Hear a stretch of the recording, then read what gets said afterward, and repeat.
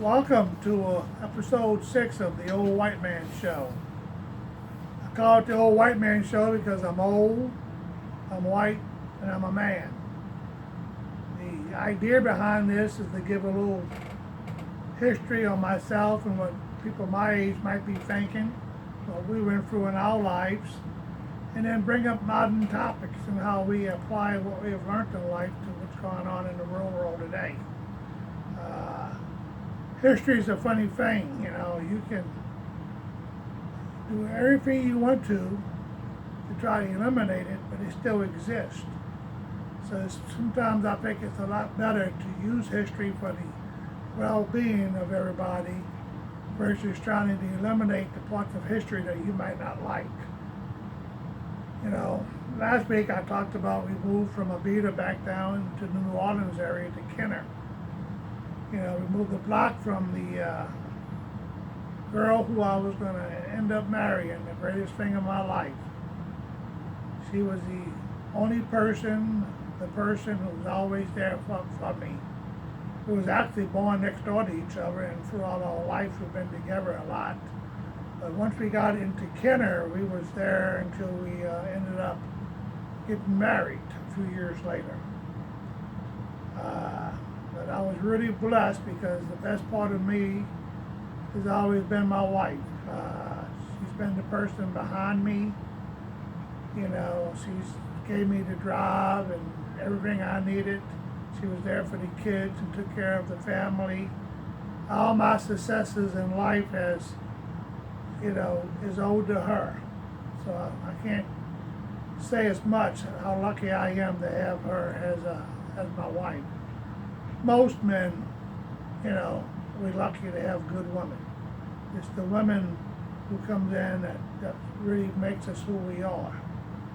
In my case, I always tell my grandkids and everybody that I was real lucky because I survived life so many times, from a rough childhood to 8 years in the military, but a couple of years in Vietnam, and then the every days of life since then, that God always loved me the most.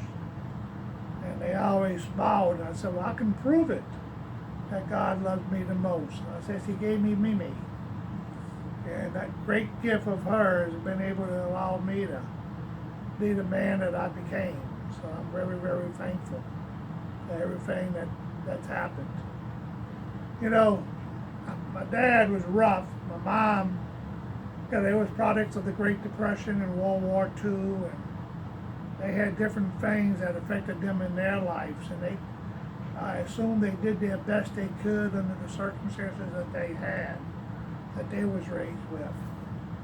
My dad had a philosophy that if you didn't work, you didn't eat. And I remember a couple of times when I was a young child, one time in the Baton Rouge area, I was really, really sick. And Dad came home after a long absence. He was gone for about 3 months. And he came home from a long absence, and I was too sick that day to work. And that night we got ready to eat supper, and he looked at me and said, boy, what do you think you're doing? You didn't work, you don't get to eat. He sent me upstairs, to the bedroom. With me, I shared with my brothers, and I didn't eat. Another time we lived in some other place, and we moved a lot. And I remember that I didn't work that day. I was too sick, but I got to the dining table. And I was a couple of years older, and I reached for a pork chop. About that time, he reached for me and just threw me over the table, and I went flying through the screen door.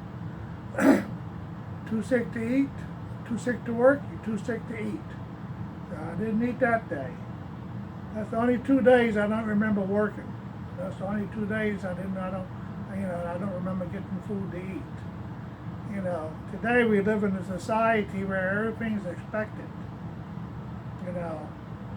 I get up every day and I still go to the office to go do some work. And if I'm not going to the office to work, I'm volunteering at the church to cut grass or do something else, but I keep myself busy because by keeping busy and I can justify me eating. you can see I don't miss too many meals no more. So it's a good thing. And it's a good work effort that my dad taught me. It might have not been the way most people would have liked to have been taught, but I learned that work ethic. Today, people's afraid of a virus. They're too afraid of the virus, a lot of them, to go to work. And they depend on what they had saved or, the government or someone to feed them. And I'm kind of saying, maybe you ought to get up and go to work if you really want something. I see it a lot too in different communities of color. But we got this Black Lives Matters that's protesting for, saying that Black Lives Matters and they want equality, which I thought we already had equality. I know a lot of black people who became firemen and police officers and military and school teachers and college professors and priests and, doctors, everything. They nurses. I always thought we was all equal. We all had equal opportunity. You just had to get out there and do it. Apparently they say they don't. What I do understand is of all the hundreds of millions and maybe even billions of dollars that they've raised, they haven't did anything to help the black community yet. They have enriched themselves, the leaders. They have given politicians and different liberal organizations lots of money to further their agenda. But I don't see them paying off the student loans of a lot of young black people that's in college. I don't see them paying off mortgages for houses for a lot of people. I don't see them really getting out there and doing a lot of good for the black community. I think that they taking advantage of the situation instead of letting people know the truth, that they, are helping people. Being born in New Orleans, it was kind of like I was born a Democrat. It's like I was born a Catholic. But you got to choose what you really are in life. And being born a Catholic, I went to Catholic school, kindergarten, when I got kicked out. I went to church for many years, but I got kicked out of church a couple of times. And then finally I stopped going to church for about over 40 years. And I had to make the election to go back to church, to find my faith and use the religion for what it should be for. I realized I didn't have to listen to everything that the priests and the bishops and the cardinals and the pope said. I just had to believe in God and did what was right. And I always kind of knew in my heart when I did something right and I did something wrong. So I kind of say, I'm going to try to do what Jesus does. And by doing that, I'm going to try to become a good Catholic, a good Christian, and a good man. And I think that holds true in every religion.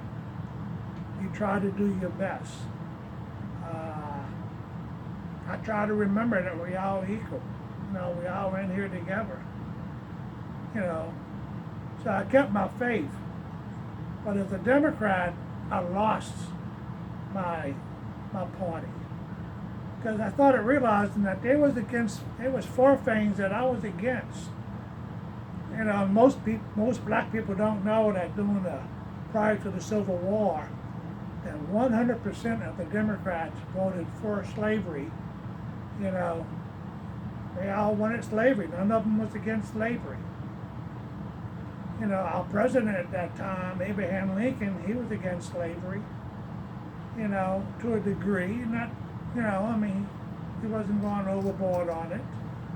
But he was against the expansion of slavery into any other states.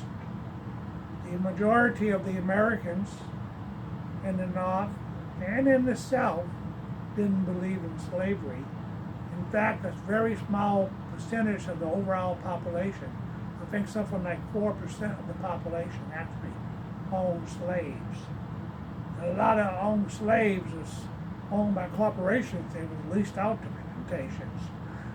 Big banks, big insurance companies. They was in there, they was owning them. Slavery was something that was acceptable still at that time.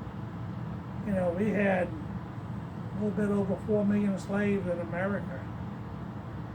So we fought a war. Hundreds of thousands of men on both sides died. The people who fought for the North was fighting because they was against slavery and against other policies that the South had. The people who fought for the South, I think, was fighting for policies. Some of them fought for the right for slavery, but I think the majority of them never had any slaves, and they just fought because they thought they were supposed to fight. You know, that's the way it was. After slavery, you know, our president obviously was assassinated and killed by a person from the southern side. We had a president named Grant, who was a great general, great president, who was really against slavery. He tried to do his best to make things better in our country. But it was followed by different laws that some of the laws gave people of color the right to vote. Other laws that was passed designed to hurt them. Mostly in the Democratic states, you know, they still didn't want to, you know, the blacks to have a right. Over the years, they lost a lot, but they kept on trying with taxes on people and poll taxes and property owners and all kinds of stuff because they didn't want people of color to vote. Eventually, you know, we got elected a president, a Democratic president that most people liked, John Kennedy. You know, he stood more for America than he stood for the Democratic Party or the Republican Party. He was a good man. You know, had a lot of false problems, but he was a good man. And, you know, he ended up getting assassinated and killed. And then Lyndon Baines Johnson came in, and Lyndon had the answer to how to control the population.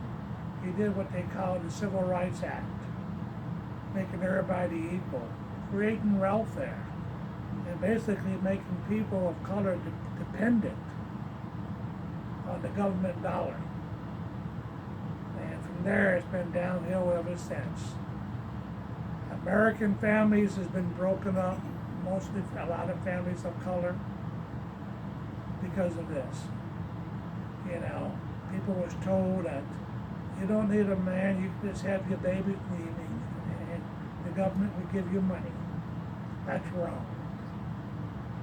You know, and today, in our lifetime, we are seeing politics once again step in there, trying to convince people of colors to do things that's against what they should do. Listen, abortion was designed originally to kill mostly babies of color. And today it still steals more black babies than white babies. You know, that's a fact. You know, believe it or not, that's a fact. That's the way it is. And now they're using this virus. People's afraid to go to work. They're afraid to go to church. They're afraid to go to restaurants. They're afraid to do this. They're afraid to do that. God, you live your life in fear. If you're living in fear, what's the point of having life in the first place? You know, use your common sense. If you're going out, wear your mask if you really believe that you need to wear your mask. Most people do wear their masks. I wear mine when I go out in public. You know, I don't wear it when I'm at home. I don't wear it when I'm here in my office by myself. You know, I don't wear it when I'm driving in my truck by myself. But when I'm around other people, I'm considerate enough to put a mask on. You know, try to keep yourself healthy. I don't wear it when I'm outside cutting grass, you know, at the church or at home. You know, so use some common sense. And remember that life is what you make of it. You know, it's going to be good. It's going to be bad. There's going to be heartache. I remember that I have 4 siblings, 3 brothers and a little sister. Our older brothers was the most had the most talent of anyone in our family. He was good at art. He would have been a great engineer. Unfortunately, he ended up dying at a young age due to drug overdoses and alcohol. My brother Matt, who's still living today, you know, he was one of these bodybuilder types. We used to call him Zeus. You know, hard-working guy. Could have been a great politician, but he couldn't lie. You know, my brother John, who was somehow he had a different girl for every day of the week. Girls loved him. He was dark skin, dark eyes, dark hair. You know, that mulatto that we have in our family came out in him. And then my little sister Rose Marie, who was an angel, literary, she loved to write. She was murdered when she was 18 years old. You know, tragic story, and I did to that story one different thing. But life is what you make of it. You know, I'm sitting here and I remember all that great stuff that I lived. You know, my siblings and me, and we've survived everything. A lot of hard family, a lot of hard times. But we made it, and anyone today can make it. You know, love God. You know, put God first. Love your country. Your country's the reason you have your freedom. You know, love your family. Your family's there. And most of all, love LSU, National College Championship of College Football. Thank you very much. Talk to you again next week. Bye-bye.